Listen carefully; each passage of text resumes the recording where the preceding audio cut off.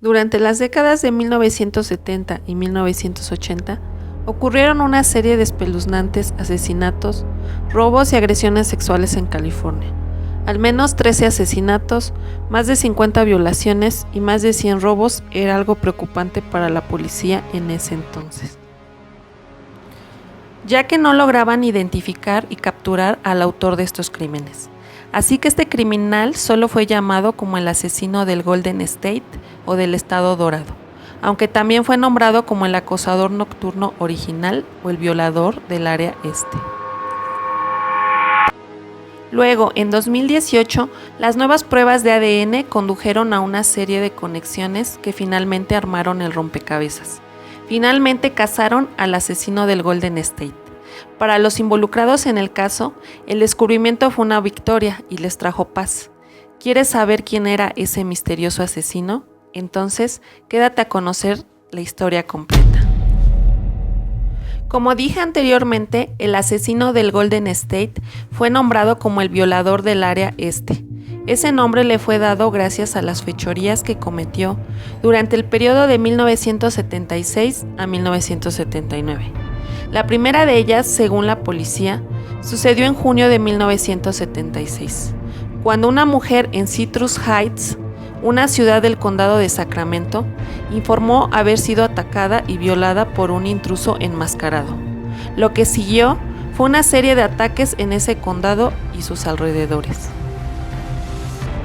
El modo de operación de este criminal fue acechar vecindarios de clase media por la noche, en busca de mujeres que estaban solas en casa. La mayoría de mujeres víctimas de este hombre habían visto o escuchado un merodeador en su propiedad antes de los ataques, y muchas habían experimentado robos. Se cree que este delincuente miraba por las ventanas o analizaba a sus víctimas antes de atacar. Trataba de conocer su rutina diaria. Pero después la atención de este hombre se dirigió no solo a mujeres solas, sino a parejas. Su modo de operación era entrar por una ventana o puerta a las casas en medio de la noche y despertar a la pareja con una linterna y amenazándolos con una pistola. Las víctimas eran atadas con cordones, a menudo de zapatos. Las amordazaba y vendaba los ojos. La víctima femenina generalmente ataba a su compañero masculino. Le colocaba platos en la espalda. Y luego este criminal violaba repetidamente a la mujer y amenazaba a la víctima masculina de que si oía un ruido, mientras abusaba de la mujer, los asesinaría a ambos. También saqueaba muebles en la casa e incluso a veces comía alimentos que encontraba en la cocina. Frecuentemente robaba objetos personales de poco valor, como anillos de boda, licencias de conducir, monedas de recuerdo y joyas, para guardar como muestra de sus crímenes. Una de las parejas que probó su furia fue Brian Marjorie y su esposa Kathy, cuando alrededor de las 9 de la noche, el 2 de febrero de 1978, estaban en una caminata nocturna con su perro en un vecindario del Rancho Córdoba en California, cuando se cruzaron con el violador del área este, y no se sabe qué pasó, pero este hombre persiguió a la pareja y les disparó, matándolos a ambos. Después de los asesinatos de Rancho Córdoba, el asesino comenzó una segunda serie de asesinatos en el área de Santa Bárbara, desde 1979 hasta 1986, llegando a ser conocido como el acosador nocturno original, después de que Richard Ramírez fuera igualmente conocido solo como el acosador nocturno. A continuación te relato algunos de sus crímenes. El 30 de diciembre de 1979, el doctor Robert Offerman y la doctora Debra Alexandra fueron encontrados muertos a tiros en su hogar en Golira, una ciudad en Santa Bárbara, en el estado de California. Robert Offerman tenía 44 años y Debra tenía 35 años. Otro terrible crimen ocurrió el 13 de marzo de 1980. Cuando Charlene y Lyman Smith fueron asesinados a golpes dentro de su casa en el condado de Ventura, después de que alguien irrumpió en medio de la noche. Lyman, de 43 años, era un abogado que estaba a punto de ser nombrado juez del Tribunal Superior del Condado de Ventura, y Charlene, de 33 años, era decoradora de viviendas. Charlene Smith había sido violada. Se usó un tronco de madera que estaba en la casa para golpear a las víctimas hasta matarlas. Sus muñecas y tobillos habían sido atados con un cordón de cortinas. Luego, el 19 de agosto de 1980, Patrice y Keith Harrington fueron asesinados a golpes dentro de su casa en Dana Point, en el condado de Orange, en California. Patrice, de 28 años, quien era enfermera, y Keith, de 24, estudiante de medicina en la Universidad de California, eran descritos como una pareja tranquila. Habían estado casados por 3 meses en el momento de su muerte. Patrice había sido violada. Aunque hubo evidencia de que las muñecas y los tobillos de la pareja fueron atados, no se encontraron cordones ni armas homicidas en la escena. Después, el 26 de febrero de 1981, Manuela Whithorn fue violada y asesinada a tiros dentro del dormitorio de su casa, en la ciudad de Irvine, igualmente perteneciente al condado de Orange. Tenía 21 años y trabajaba como agente de préstamos. Su esposo estaba hospitalizado en el momento de su asesinato, lo que lo descartó como sospechoso.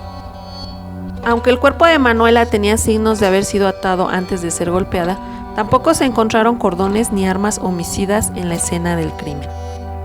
Por último, el 4 de mayo de 1986, Janelle Lisa Cruz, de solo 18 años, fue violada y asesinada a tiros igualmente en la ciudad de Irvine. Estaba sola en casa mientras su familia estaba de vacaciones en México. Inicialmente, los investigadores no vieron una conexión entre los ataques que cometía el violador del área este y el acosador nocturno original, pero luego comenzó a surgir un patrón o modo de operación. Por ejemplo, el asesino generalmente irrumpía en las casas por la noche, ataba a sus víctimas con cordones y violaba a las mujeres. Entonces pensaron que sí existía un vínculo entre ambos, pero no lograban comprobarlo ni atraparlo. Solo contaban con algunas características físicas proporcionadas por las víctimas.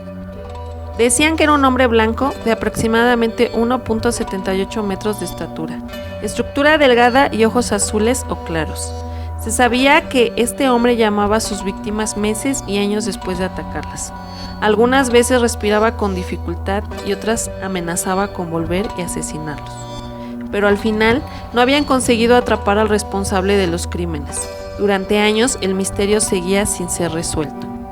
En 2001, las pruebas de ADN indicaron que el violador del área este y el acosador nocturno original eran la misma persona.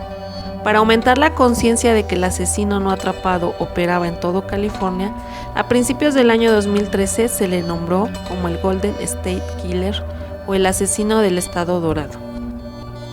El 15 de junio del 2016, el FBI publicó más información relacionada con los crímenes.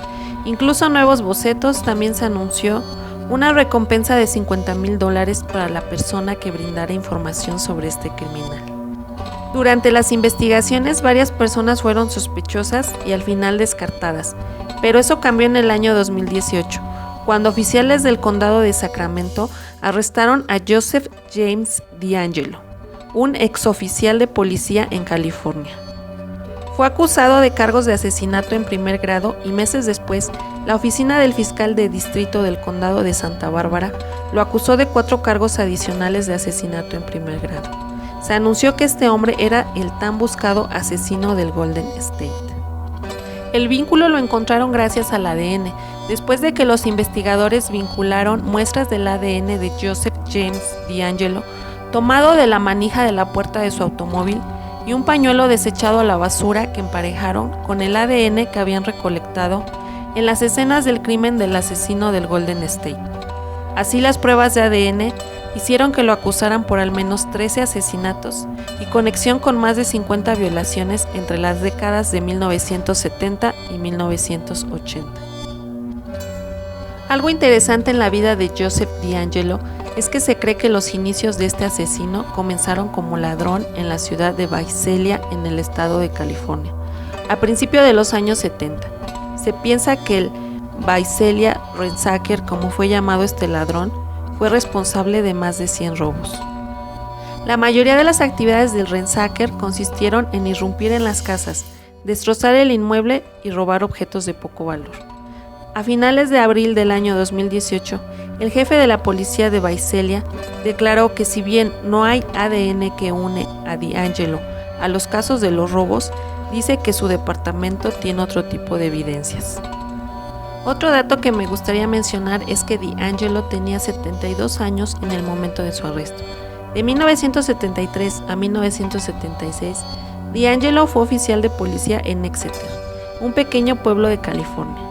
En 1976 se unió al departamento de policía en Auburn, cerca de Sacramento, pero fue despedido de este trabajo en 1979, cuando fue atrapado robando repelente y un martillo en una tienda local. Creo que cuando cometió los crímenes de cierta forma contaba con experiencia y preparación para hacerlo, ya que había tenido entrenamiento policial y militar. DeAngelo apareció ante la corte en una silla de ruedas, vestido con un uniforme anaranjado de la prisión, y habló apenas susurrando. No hizo ninguna declaración y se le asignó un abogado público. No se sabe si el Estado buscará la pena de muerte. Si te gustó el video, suscríbete a mi canal y activa la campanita de notificaciones, porque aquí todos tienen miedo.